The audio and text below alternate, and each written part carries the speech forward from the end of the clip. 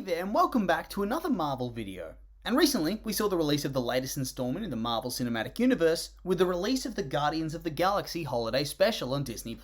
And yeah, coming into this short, and honestly when it was announced, I was not hyped. I think I'm kind of beset with MCU fatigue, and honestly a little bit of Chris Pratt fatigue. And so I wasn't really expecting much out of this thing. I figured it would be the same old, same old. But yeah, turns out I was very wrong about this, and James Gunn produced one of my favourite MCU projects of all time. And of course, in hindsight, yeah, no shit, of course it was always going to be good. Guardians are tailor-made for this kind of ridiculous story after all. But I think I was a little bit blinded by my bias, I suppose. And so in turn, now I'm actually decently hyped up by the prospect of Guardians Volume 3, which is something that I didn't really care all that much about before.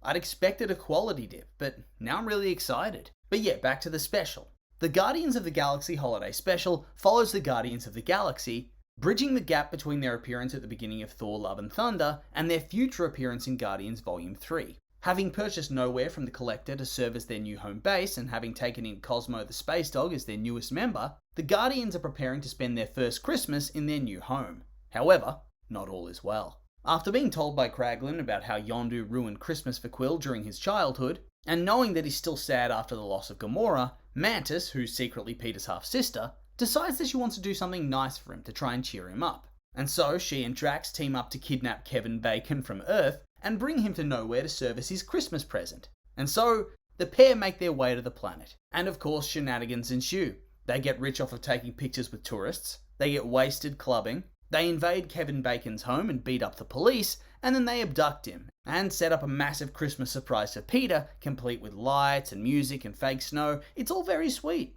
till they wheel out Kevin Bacon and Peter gets a little bit mad. After all, he doesn't really want a slave as a present, but it all works out. They have a Christmas song, they hand out gifts, and Mantis tells Peter that she's his sister, which he takes very well. They hug and it's happy endings all round. Very wholesome. And from what I've seen, the special has done pretty well for itself. I've got no idea about whether a lot of people have watched it or not, but well, considering how the other specials and stuff have done, and considering its reception, and the popularity of the Guardians as a whole, I would assume that at its worst, it will have decent viewership. And I think that viewership is only going to get more and more pronounced the closer we get to Christmas. But yeah, on that note, it's been very well received. It has a 92% critical score and an 83% audience score, both from Rotten Tomatoes. And then on top of that, it has an 82 out of 100 on Metacritic, which according to their website indicates the special's received universal acclaim.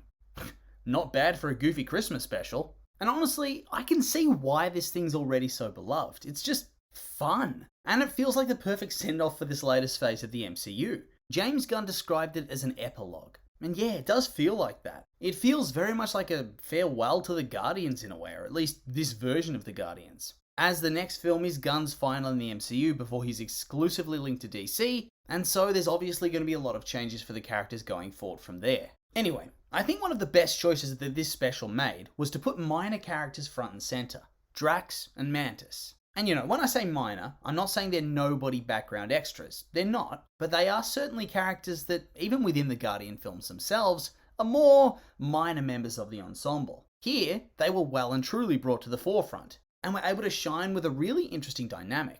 Usually, you'll have one character as the quirky, funny character, and then the other as either the straight man or as a drier, more sarcastic sort of thing. And I think in a longer format, like a feature film or a full-on show, that is the better choice for a dynamic, as having two weirdo characters together for such a length of time on their own adventure is usually bad. It overexposes them, and they become a lot less funny. For reference, see any spin-off film ever that just takes the comic relief sidekick from the first film and puts them front and center in the lead. It just usually doesn't work. But here, it's like the perfect storm. It's really intense whilst it's happening, but it only lasts a little while before you get brought back to the ensemble again. And so I just thought it was really well handled and lets you enjoy it whilst it's there, and then moves on just before it gets stale. On that same token, they really heavily pushed into the background a lot of characters that already get shit tons of attention through the MCU. Quill, Rocket, Groot, Nebula, characters that always feature in those bigger storylines for the films. And so I think that was also a really good choice, because it let you develop those other characters more. And so I think this is going to go a long way to making Guardians 3 feel more fresh. The jokes themselves,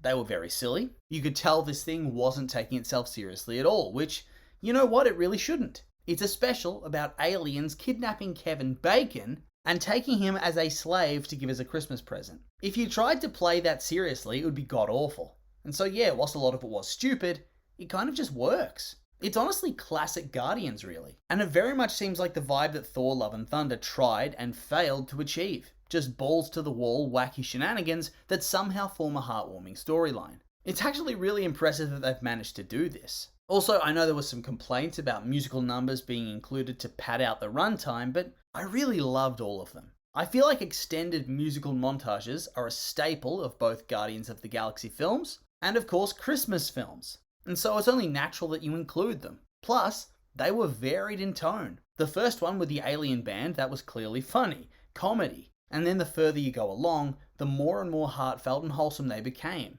So I really enjoyed that as well. And so really, beyond that, there really isn't much more to say. The script was good, it was very goofy but still very good. The score was great, the acting, design, all of that stuff. The technical stuff, great. It left you feeling nice and warm inside and wanting to see more of the Guardians, whilst also cleverly setting up a bunch of plot points for the upcoming film, so they don't need to explain them in that film itself. They can just get right into it. Things like Quill and Mantis being half siblings, or the Guardians owning nowhere. And honestly, that's very smart storytelling in my opinion. So yeah, this is definitely one of those ones I would recommend you watch. It's some of the best work the MCU's put out for a fair while now. And so, with all that being said, I'll just remind you that these were just my opinions, and now I'd like to hear yours. What did you think of the special if you've seen it? You like it? Hate it? I'm curious for your thoughts, so make sure to like, comment, subscribe, and let me know.